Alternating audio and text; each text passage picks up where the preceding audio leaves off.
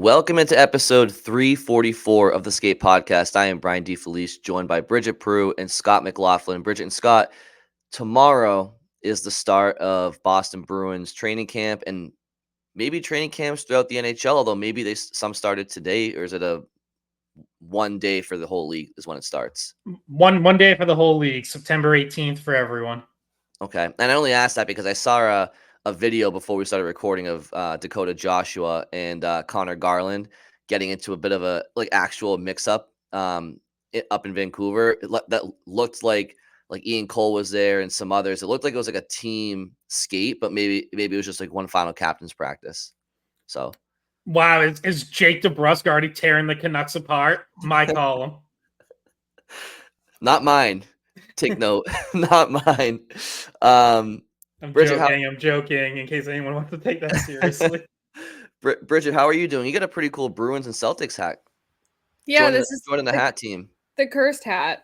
The cursed hat, if Scott knows. Yeah, that's from the year that neither of them could win a home game in the playoffs. Mm-hmm. TD Garden gave these to us. And wow. it's it's a nice unique hat, but I call it the cursed hat for obvious reasons because the Bruins blew the best regular season in NHL history at home, and the Celtics, say they didn't win that year either, not till the most recent playoffs. But yeah, so I call it the cursed hat. Way to really start the season with positive vibes. It's a nice hat, all right. It's the juju's gone. It was cursed that season though, for sure. Just let the record show we're 2 minutes into the podcast and Jake DeBrusk was brought up and the Bruins 2023 collapse was brought up and none of them had to do with me.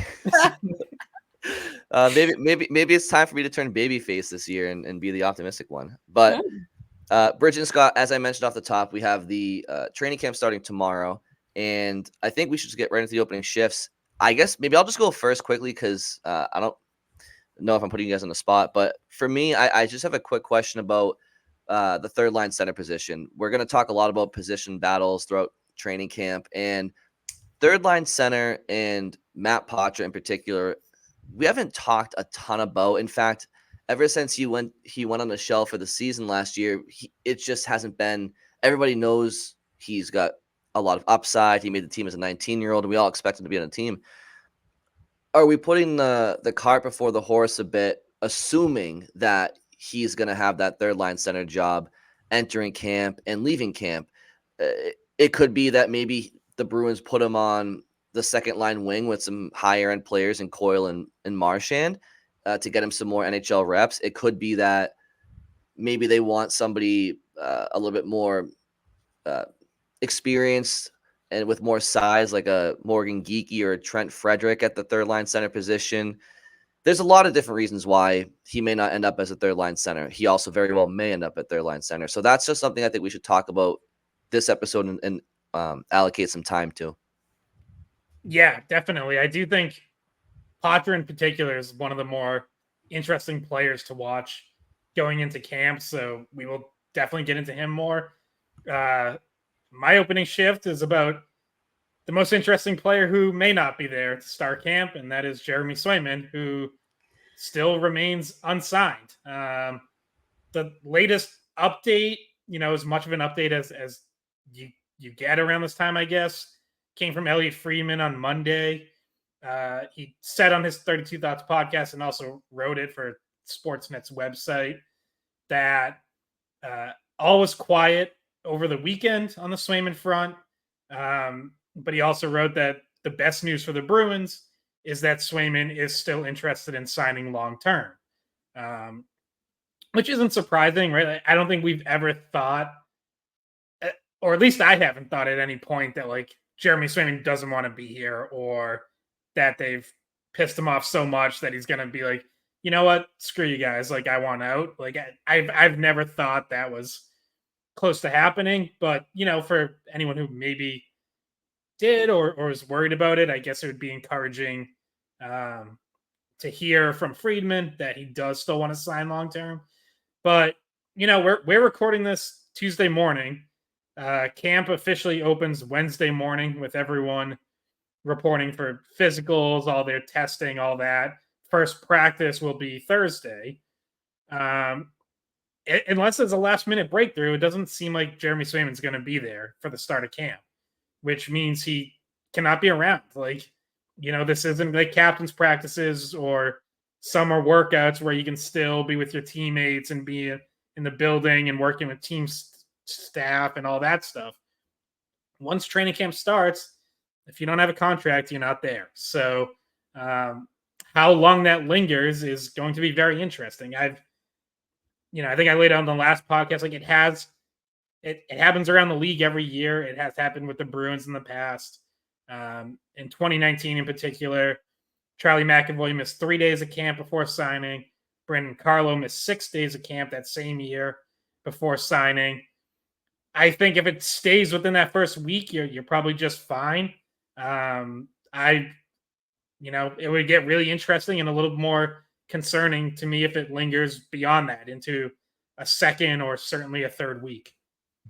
And does all quiet over the weekend mean that nobody talked to each other? Is that would LA?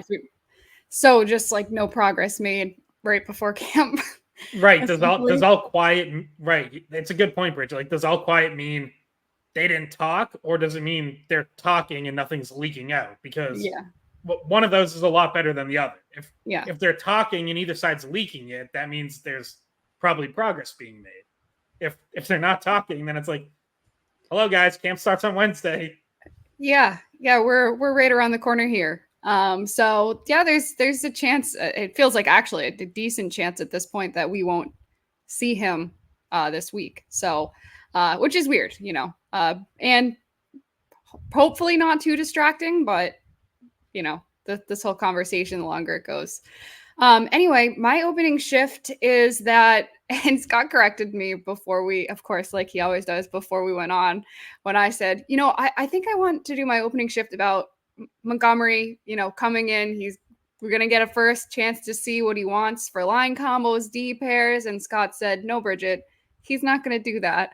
At least not right away, because normally he likes to pair young guys with veterans. And so basically my opening shift was going to be like, what can you glean from the first few days of camp in terms of combinations and where guys will be playing. And so although there's a pretty high potential based on what he did last year that he's not just going to throw the opening night lineups together on Thursday when they practice for the first time together for training camp. And we expect there to be right about like 50 guys there. So there's going to be a lot of different people to mix and match. But Scott also pointed out, like, okay, well, some of the young guys, you'll be able to find out at least where he might see them, are they a top 6 guy? He'll have them with Brad Marchand, or, he'll be placing those guys with other top 6 players. And I just, I'm hoping we see some normal line combinations, but it's kind of a slowly but surely seeing what he does throughout training camp and who plays well with who.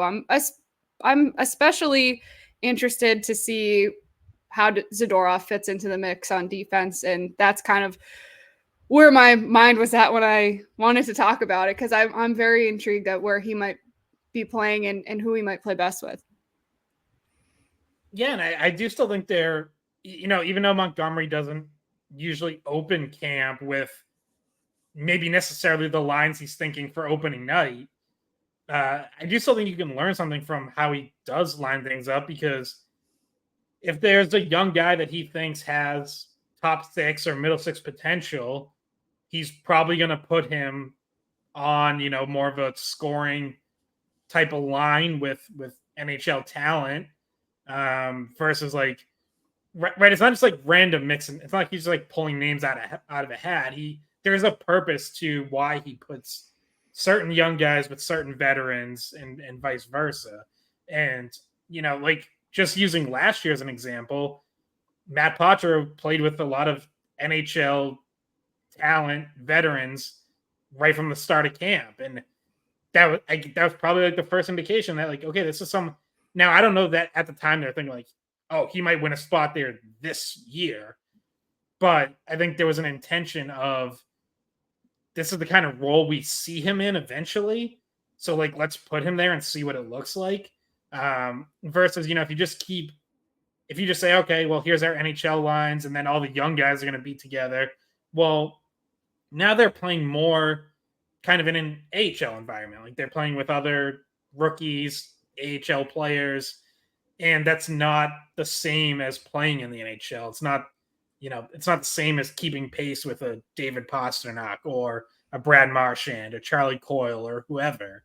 So I do think like I'm interested. Like I think Fabian Lysell is going to be put with NHLers. I don't think he's going to be on a line with two other rookies. I'm interested to see if Georgi Merkulov gets put with NHLers. Like, does he get that kind of look? So I do think you can learn something from that.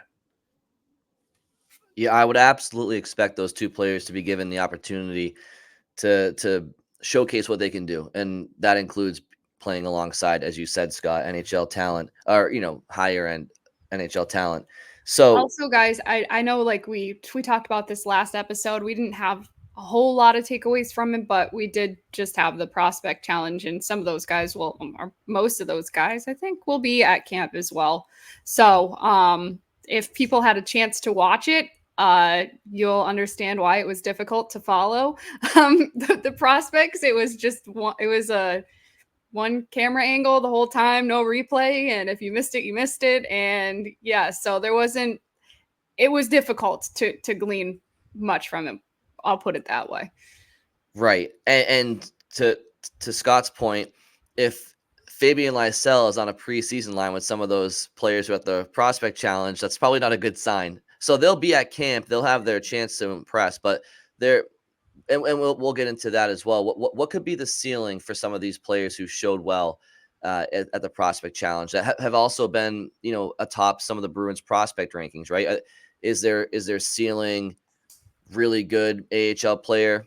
Is their ceiling maybe a middle six NHL forward? We'll get to some of those players as well, but before we do, I kind of want to circle back to a combination of my opening shift, Bridges' opening shift, and to just kind of combine it all into, roster battles and openings. And the way I see it, guys, in goal, once the contract is figured out, it's Jeremy Swayman, right? But we'll put that to the side for now. On defense, I think their top six, you can debate the pairings, but their top six personnel, I believe, is set. You're looking at Zadorov, McAvoy, Lindholm, Carlo, Lori, and Peak, and then Wotherspoon probably as a seventh guy. And then there'll be an opportunity for somebody to probably be just beyond him in a depth chart. But up front,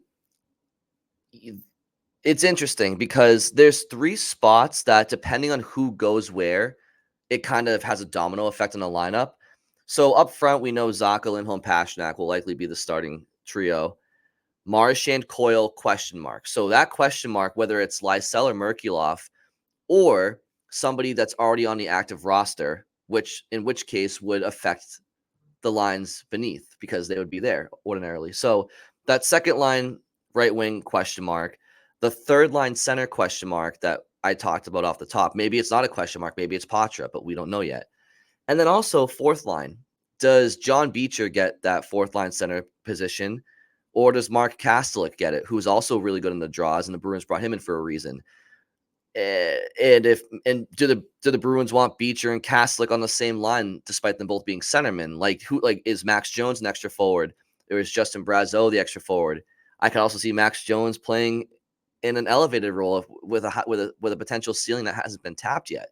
So, what do you guys make of all these question marks and how the cards may fall? What positions are you looking at? Who do you expect to win roles?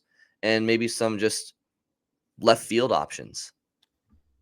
Yeah, I guess you start towards the top of the lineup, right? And that's second line right wing. I feel like that almost has to be like it's the most, I don't know if it has to be the first thing you figure out, but it's the most important to figure out because everything else falls in line more easily once you get that.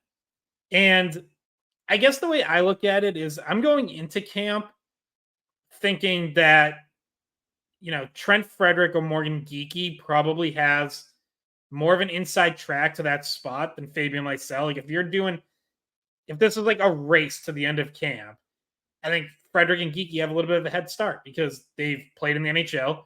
They've played in this system. They both did get bumped up to the top 6 at times, even though they were mostly third liners last year. 40 points for Trent Frederick last year, 39 for Geekie, both career highs. Both right in line with Jake DeBrusk, who spent all season in the top 6. So it's not like we keep, like, in my mind, I've had to kind of come to grips with that because, like, I think me, more than a lot of people, like, I actually do think Jake DeBrusk was, a fairly significant loss. And again, like, I just think his all around game got to a point that made him valuable even when he hit cold streaks. And then he was he was one of your best players in the playoffs. He showed up. So, but with all that said, like, Frederick and Geekie were right there with him in production last year. And they weren't getting the same regular top 6 opportunities. So, can those guys add 5 to 10 points, be in like the high 40s, 50-point range? They could. And so I think like they kind of go in with a little bit of an edge. And I look at it as like Fabian Lysell has to not necessarily, like, obviously you're not beating those guys out for a roster spot. Those guys are both safely on the roster, but for that spot in the second line, like, I think he would have to really show something for them to be like, okay, actually he is going to be a better fit with Marchand and Coyle than one of those guys is. And I don't think Fabian Lysell starting on the third line is out of the question. Like, to me, it's not, for Fabian Lysell, it's not, well, he needs to be second line or he's going to Providence. No, like, I think he could very easily start on that third line. But that is definitely the most fascinating battle. And I give Frederick and Geekie the edge, and Tyler Johnson as a wild card in camp on a PTO. Like, it's been a long time since he has scored like a top 6 player. He has not had more than 31 points in 5 years, but he was also on a bad rebuilding Chicago Blackhawks team. So I don't know. Is he going to be rejuvenated coming to a contender for the first time in 4 years and wanting another shot at a cup, which he already has 2 of from his time in Tampa? Like, he might have a shot at that too. I put him a little on the outside looking in to start camp because that's generally where guys who are on a PTO are. But Danton Heinen forced his way into a job last year. Like, we just saw this. So that can't be dismissed either. Yeah, I personally think Frederick specifically has the inside track to that spot as of the start of camp.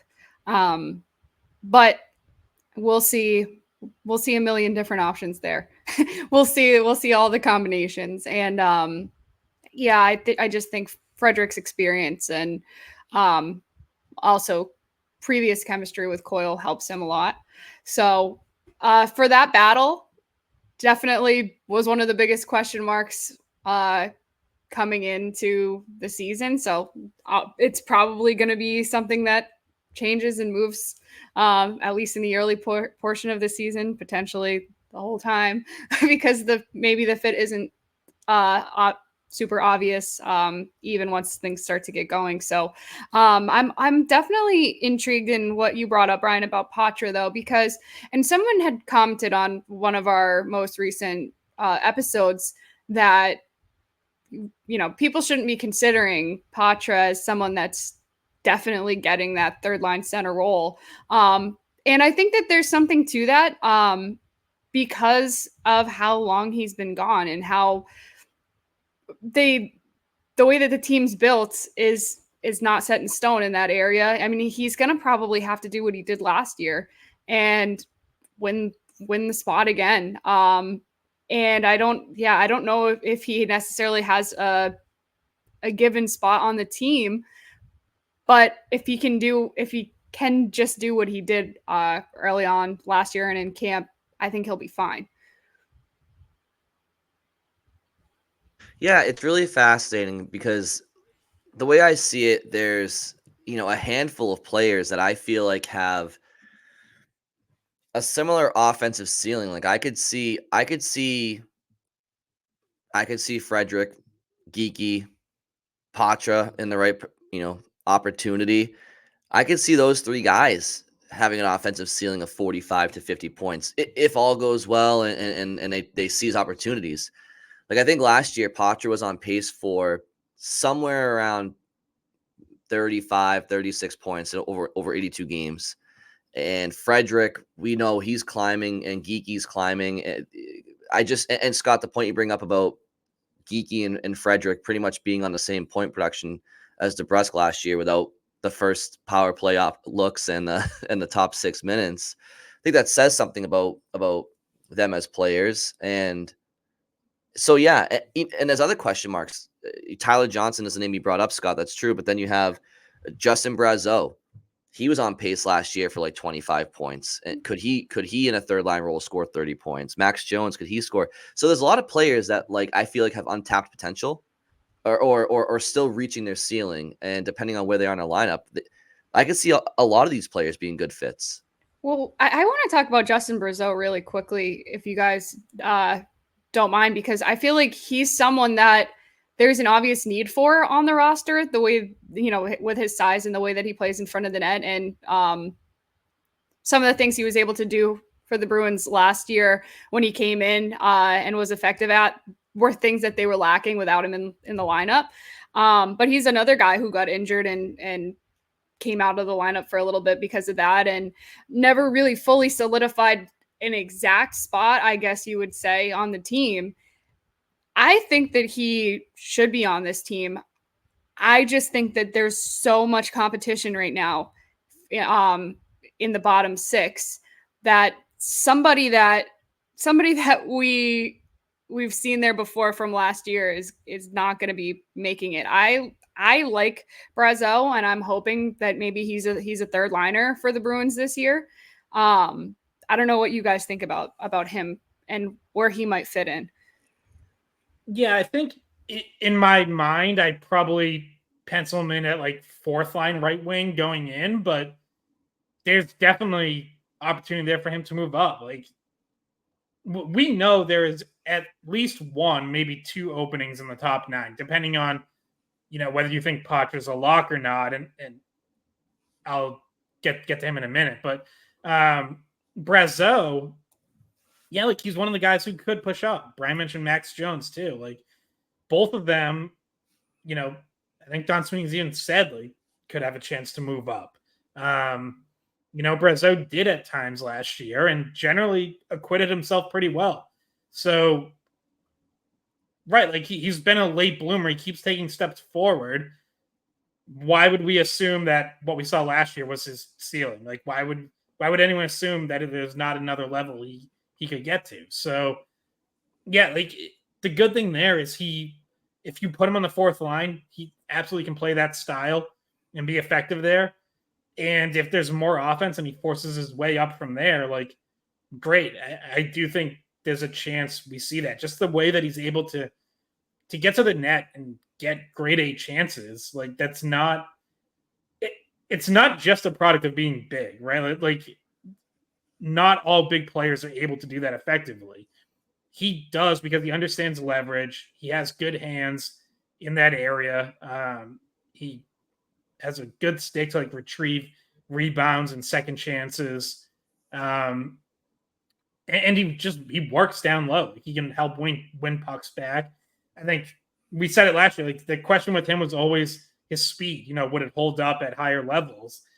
And yeah, he's not going to beat a ton of guys in a straight line race, but he plays quick. Like, you can tell that he understands the game and is able to get to where he needs to get to. And, like, that can really help overcome a lack of pure foot speed. Well, that, Scott, not to interrupt you, that goal against Florida is a great example of not just he's Right. not just a big boy. Like, he knows how to use his edges and shield off defenders and protect the puck, and then he exemplified those hands. And you spoke with one of his former coaches last year, I believe. And didn't he mention something to you about how when he's given opportunities, he rises to the occasion? Yeah, that was his junior coach. But yeah, he said, like, yeah, he's always kind of been counted out. Stan Butler was his junior coach, and he said, yeah, like Brazeau's always been counted out, and yet he just keeps forcing his way onto teams and forcing his way up lineups and starts producing. So yeah, he predicted he would not be a fourth liner in the NHL for long, and he knows them about as well as anyone. So obviously coaches always are going to be higher on their guys than a truly like objective pair of eyes. But I don't rule that out either. And not for nothing, in order to make the NHL, he had to do so much work. Like he had to lose a bunch of weight. He had to get into the shape that he's in now in order to keep up. Like you said, he's not the fastest still, but in order to be able to play at an NHL speed and, just even putting in the amount of work he had to do on his physique that he would need to play at this level was very commendable, how he was able to do that. And so you can tell he's a hardworking guy and that he's certainly not going to give up on that spot very easily. I have a feeling that, like you guys had both said, there's more that we haven't seen from him. He was one of those happy surprises last year. I feel like Poitras falls into that category too. Guys that you weren't expecting to come onto the scene the way they did and add to the team and make it better. So I think it'll be nice to see Brazeau get a chance to take more steps forward this season and contribute more. But it is going to be in a crowded race for bottom 6 spots. Yeah, I just want to quickly circle back to Poitras. If I were, I'll never forget, Brad Marchand said when he was trying to crack into the NHL and make the team in camp, he would, and he never said exactly what it was, but he said he would circle a name that was penciled in to be on the team and say, I'm beating out that guy. If I were Georgi Merkulov, I would be circling Matt Poitras and say, I'm going to beat him out. Like, the Bruins view both of them as centers, right? Like, neither one has played much on the wing. They haven't ruled out moving either one to wing. So, like, did you have Poitras maybe going to wing on a line with Coyle and Marchand? Can't rule that out, but it certainly doesn't. I don't expect them to start camp like that. I think Poitras and Merkulov are both going to be centers to start camp. I don't know if there's room on this team for both of them to be centers. Now, if they both have great camps and force their way into the roster, the Bruins will figure it out. But that third line center job might be like the best spot for both of them. Obviously, only one of them can win it, and it's possible neither one wins it. But if I'm Merkulov, and I hear like, okay, Jim Montgomery says he sees me as a center, I'm looking at that and saying like, okay, Poitras, yeah, he was there last year, but I actually have more pro experience. I have 2 full years in the AHL. I've been in the system longer. I've learned a lot. I'm ready to show it. Poitras coming off surgery. Like, I don't think it's totally out of the question that Georgi Merkulov just wins that job over Poitras. And I actually think that could end up being an interesting battle. Again, like maybe there's enough room for both of them. But I do feel like the ideal spot for both of them is the same spot. It's third line center. So they could very well be battling for that. Now, I know it's premature to really say this because we have only seen the two of them combined for like maybe 35, 40 NHL games, but so far it appears that Poitras has a higher ceiling from a skating ability. Is that accurate? And do you think that the Bruins would prefer that? Not so much that Merkulov doesn't have a great camp to make the team, but do you think the Bruins internally are like, we're kind of hoping that Poitras is the one to kind of pop off? Well, I think that we'll remember all the high praises and comparisons we were making to Matt Poitras when he first started doing his thing and making an impression, was that his vision and his passing and just knowing where guys were on the ice was Krejci-esque. And, he had that ability to set plays up. Great hockey IQ, I guess you would say. And just knowing where guys wanted the puck and getting it to them, and that playmaking ability, I think, is what set him apart from other guys trying to take that spot. So I'd say that's his advantage right there. And there's a clear need to have a playmaker like that at center. But Merkulov maybe has a higher skill set, like maybe a higher scoring potential based on what he can do. But I think that the playmaking part of Poitras' game is what probably sets him apart from Merkulov in that spot. Yeah, and another thing I was thinking is like, what did Jim Montgomery say last week when he was asked what he wants to see from Fabian Lysell? He said he wants to see him win one-on-one battles, like be engaged and do the work to win the puck back so he can have the puck on his stick more. Poitras battles. So sometimes to his own detriment. So like we saw him obviously take quite a few shots during the NHL games he played last year and eventually suffered a season-ending injury. But like he gets in there and he competes and he most importantly like won a lot of battles. And you saw that in training camp. Like it was one of the first things that, you know, in addition to the points he was putting up in like preseason games, you saw him battling and it was like, whoa, like, okay, this guy's like, he's right in there, you know, like he's not shying away at all.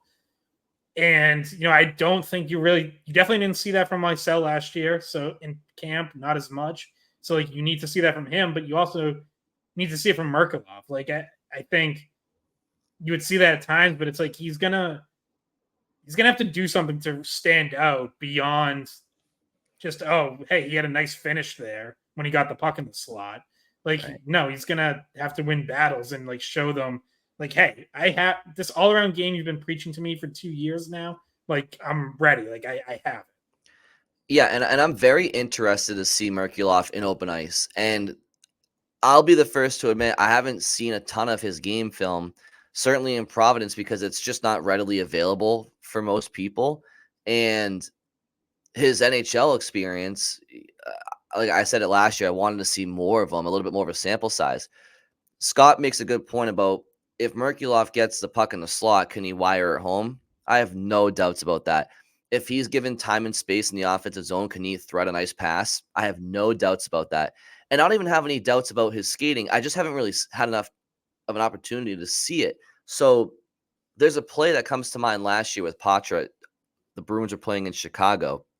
And he basically kind of like stripped or intercepted a pass at the Bruins defensive blue line and just took off down the ice. Now he was going head to head against Corey Perry in a skating contest, which I don't think that's Perry's strength anymore, but still longer strides, NHL veteran, knows how to, you know, win a race to a puck. Poitras just took off, and that showed speed that coming out of camp last year, a lot of people were saying, oh, Poitra's not the fastest skater, but he showed glimpses in his NHL career so far where he actually is a pretty good skater. And so I've seen Poitras do that. I've seen him battle, like Scott mentioned. I've seen him take off with foot speed. I haven't had the chance to see Merkulov do that yet. I'm very curious to see if at the NHL level he has that escapability and that quickness, especially at open ice and especially with the puck on his stick. So I'm not saying he can't do it, isn't capable. I haven't been able to see him do it yet, and I'm really looking forward to watching that in training camp as well. Yeah, and we know that Poitras worked on getting stronger this summer and put on some weight, and you know, like that can go both ways, right? Like if it's the right kind of weight, then he should be an even stronger skater. But if it's not quite the right kind of weight, then does it slow him down? Like, so that's also going to be interesting to follow. Bridges brought up before that Georgi Merkulov was skating with Matvei Michkov, top Flyers prospect. So by all accounts, like they've both had pretty big summers in terms of, you know, kind of getting dialed in and pushing themselves. Yeah, I'll be interested to see like when they update Matt Poitras' bio for season number 2, how much does he weigh now? Like I'd also really love to just 6'2", like 230. 230, yeah. Okay, yeah. But I think that might slow him down a little bit, just a thought. But No, he was great when we talked to him last year too. I would like to have a chance to talk to him again before the season. He was pretty good, and just basically see how he prepared and figure out what he was working on in terms of his nutrition and his lifting and whatever to get ready for the season. You know who would have a really good inside opinion on Georgi Merkulov is Mason Lohrei. Between their time spent together in Providence and at Ohio State as teammates, I would have to imagine that Lohrei in an interview would be able to shed some, maybe a little bit more insight just to like how good Merkulov can be that others haven't had a chance to see yet if given the opportunity to talk to him. I just made that connection. I forgot that they were teammates at Ohio State. Yeah, I remember I talked to Lohrei about that when Merkulov got called up last year for that little, small, very small sample. But yeah, I talked to Lohrei about that at the time, like, just about his feelings on and what he's seen from him. And, I remember, like he said, like, yeah, he's just an incredibly hard worker. So it's not surprising. And I think that was the same interview where, like, he said, like, Merkulov's actually really funny and like has a good personality when you get to know him, but he just doesn't really show it publicly. But yeah, no, that like they're close friends and like you said, have now developed together at multiple levels. So I want to give Scott an opportunity to break down his Swayman opinion. Bridget, before we do that, did you have anything in particular on the Bruins defense while we're still talking personnel? Well, I just want to see how, in particular, Zadorov fits in, because there's not a whole lot that's changed. Grzelcyk's gone, obviously. Shattenkirk's gone, but we're really more looking for how does Zadorov end up in the lineup? Is he with McAvoy? I'm just intrigued to see how his game fits in because he's someone that's pretty different than the guys that left. Very different who came in versus who went out. And also it's funny that we just brought up Lohrei because I feel like though we're having this conversation about, does Poitras still have this third line center job? I feel like we're not really asking our question, a similar question about Lohrei, because I think it's pretty clear that he is going to have a spot in the top 6 where it is once again. Maybe it's with Carlo, who knows? But I think we kind of have a much better understanding of what the 6th and 7th defensemen look like on this team. Yeah, like to me with Lohrei, the better question is, does he just win the spot next to McAvoy? Like, does he just have a great camp? And as it goes on, it's like, what our best pairing with McAvoy is? It's Mason Lohrei, and like Nikita Zadorov can play on a third pair. That's fine. I think we all expect, okay, maybe to start, you put Zadorov with McAvoy, take some pressure off Lohrei, lets him continue to develop in more of a third pairing role. As we've known before, like things will move around in game based on situation. Like you're going to see Lohrei with McAvoy if they're trailing because that's going to provide more offense. But I wonder if the opening's there for him, if he does have a really good camp in preseason to just win the spot next to McAvoy to start the season. Like that, does he need any time at all on a third pairing? That would be a really impressive year of progress for him. Yeah. If that's what happens. Do you guys think Lindholm and Carlo are just a steady, just don't really touch them, let's let them play together all year? I wonder about that. Like, it seems like the answer is yes, just because they've been together so much. But I also think part of bringing Zadorov in is like Zadorov's going to get some tough defensive assignments, defensive zone starts, all that. And I think part of that is with the hopes of freeing up Hampus Lindholm a little more, getting him back involved more in the offense, whereas last year was so many defensive zone starts, so many tough assignments. not making excuses, like you still wanted and probably needed more offense from him, but like you can't ignore how much his role changed. Like that stretch he went on early in the 22-23 season when McAvoy was out, he was getting like all the top offensive situations, power play, playing with, Pasternak's line, offensive zone starts. And last year there was just like almost none of that. Like it was such a different role. And I feel like it almost felt like as the year went on, he was almost like worn down or beat down like into submission. So I think they are going to look for opportunities to free Hampus Lindholm up a little more. And that could mean, getting some shifts with McAvoy at some point, whether it's as a regular pairing or just situationally. Yeah, he talked about it on breakup day. If you recall that interview, like I think someone asked him, did he like how his offense was this season? And he said, like, I wasn't put in a lot of offensive situations, and he acknowledged how different his role was, and how defensive his role was. So yeah, I mean, we saw when he did have some chances for offense with McAvoy out, like you mentioned, that he was pretty good. I mean, we were very impressed with what he did when McAvoy was gone. Do you guys think that Lindholm currently enters the season still as Boston's second best overall defenseman? And do you think that there's possibility that changes by season's end? Maybe Lohrei really takes off offensively and his defense doesn't really miss a beat.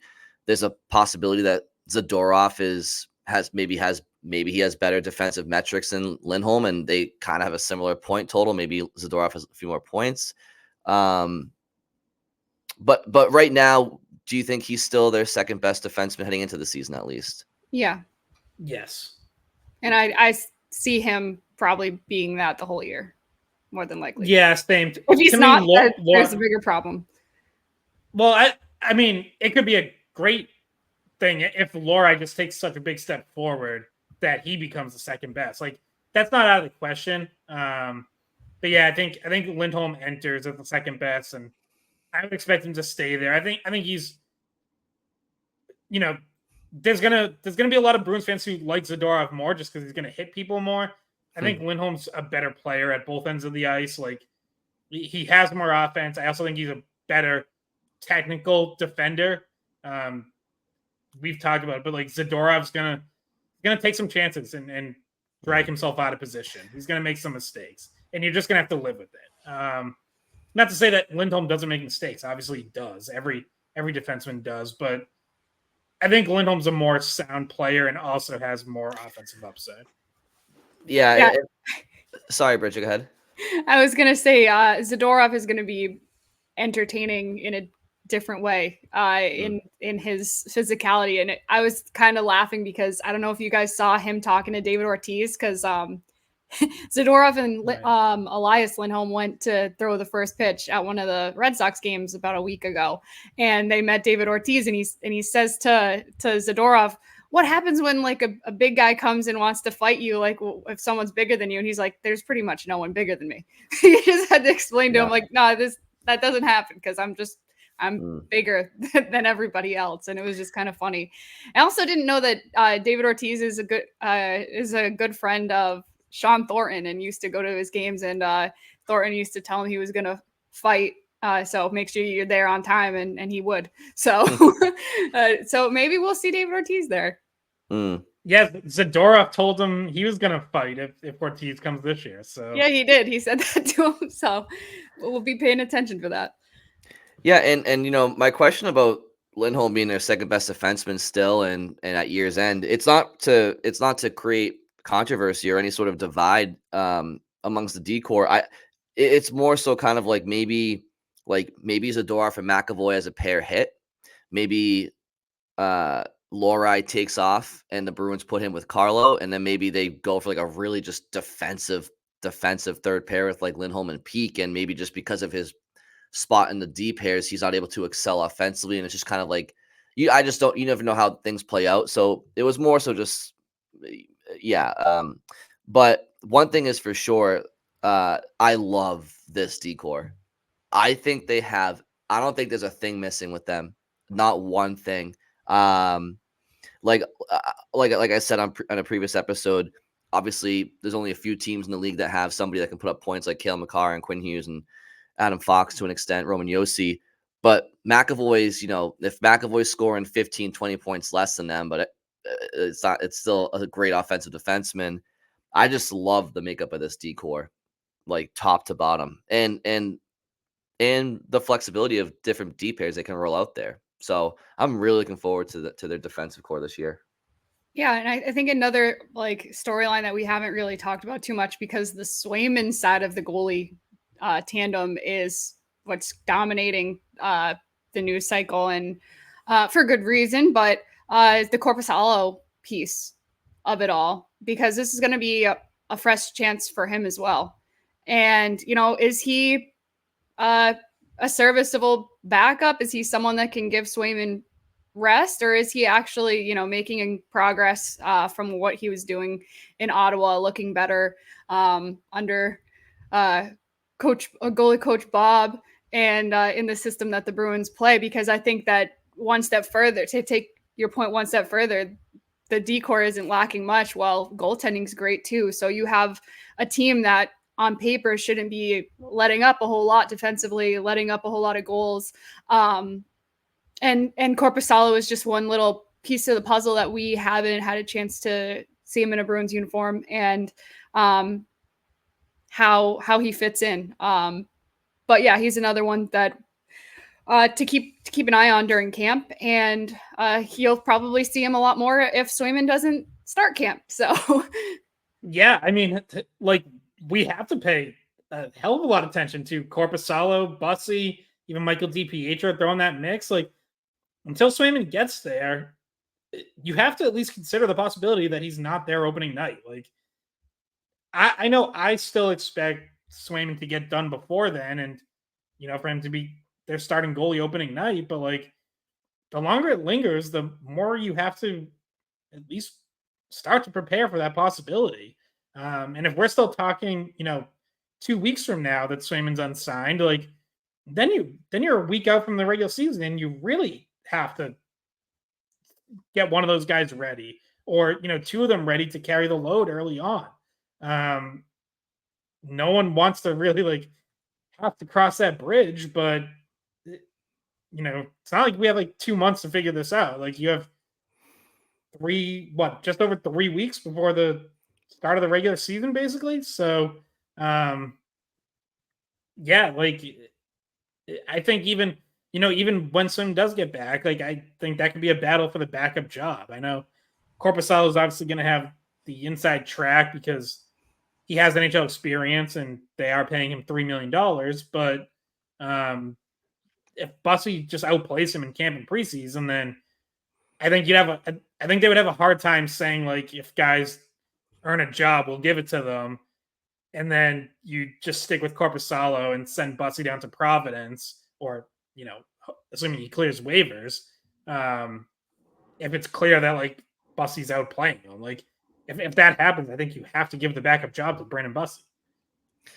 So Scott, let's entertain the faction of fans who are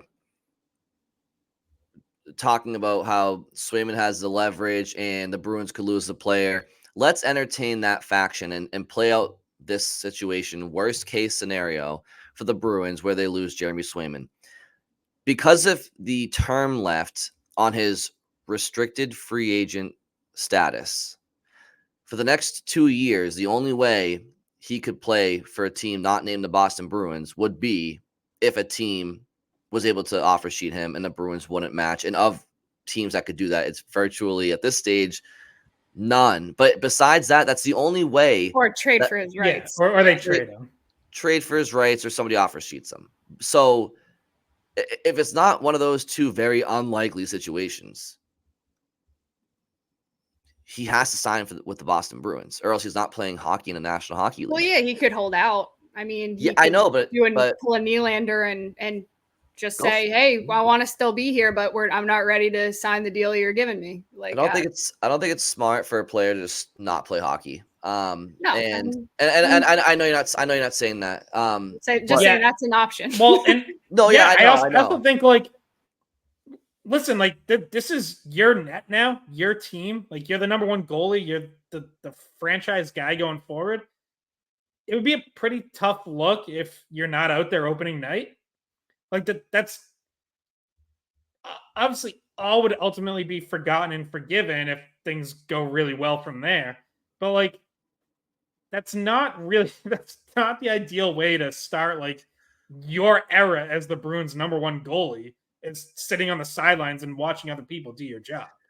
Well, and to Bridges' point, like with the Bruins defensive core and just the team structure, I think if Swayman were to sit out for any amount of time in the hopes that, Korpisalo shits the bed or Bussy shits the bed, because I think he's going to be waiting for a little bit because the team in front of him, I think, is too good to really see too much of a downfall in point collections and standings and stuff like that. So, yeah,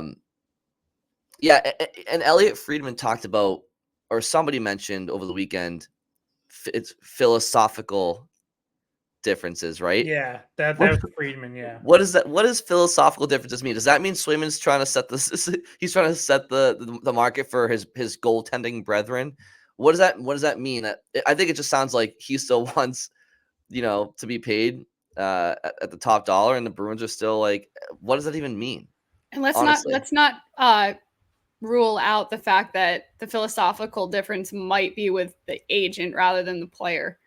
Because Swayman's agent is known to be... it's with the player too. Yeah. Louis Gross, like, yeah, he's a hard ass and he's a hard negotiator, but he's not operating without Swayman's complete approval. Yeah, but he's the one doing the negotiation. I'm not taking it out of Swayman's hands. Yeah, it's a combination. But philosophical differences, guys, a week, a day before training camp, what is it, 2 weeks before the regular season? Like, what could we have not had these philosophical differences maybe just a little bit sooner? Yeah, I mean, I think like it's got to just be like his way of terming financial differences or maybe even years. Well, probably years too at this point. Like, because I do think, the other thing that the longer this drags on, the more that like a bridge deal comes into play, which I wouldn't think is what the Bruins want to do, but does this end up being something that's more like 3 or 4 years and put Swayman on the open market at age 29? And he bets on himself and cashes in then. Like, I think that's in play, and that's, again, if I were the Bruins, I would want to avoid that because I made this comparison before, but that's how you end up in like an Igor Shesterkin situation where, yeah, you probably got him, a little cheaper for 4 years of the restricted free agent, but now the Rangers are looking at, if they want to keep Igor Shesterkin beyond this season, he could be an unrestricted free agent next summer, and they're probably looking at 10 million as the bare minimum and possibly 11 or 12. So if you project 4 years out from now, like if Swayman's one of the top goalies in the league on a 4-year bridge deal, what do we talk? 12, 13, 14? Like, what's the market at that point?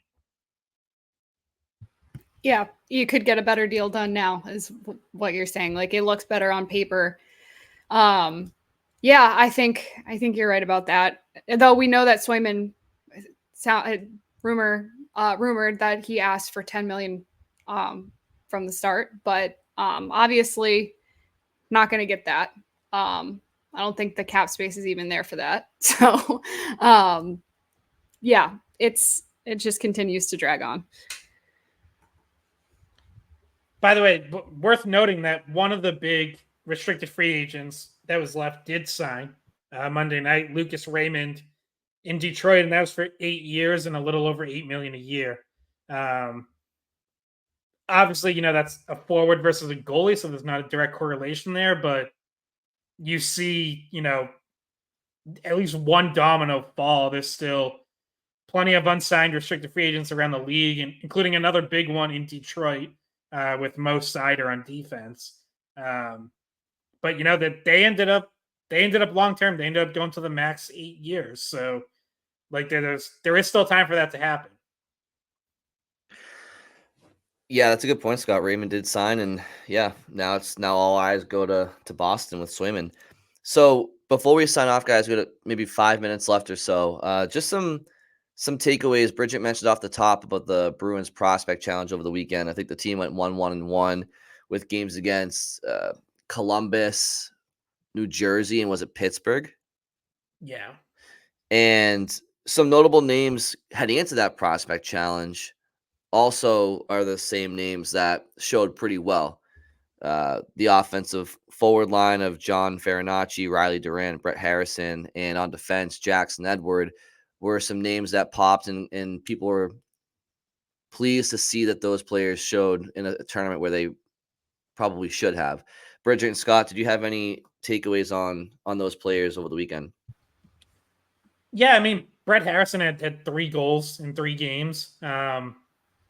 Like you said, that whole line played pretty well, but he was the finisher. And I think at least I haven't really brought him up much. Like when I wrote about under the radar players who can make a roster push last week, I mentioned Farinacci.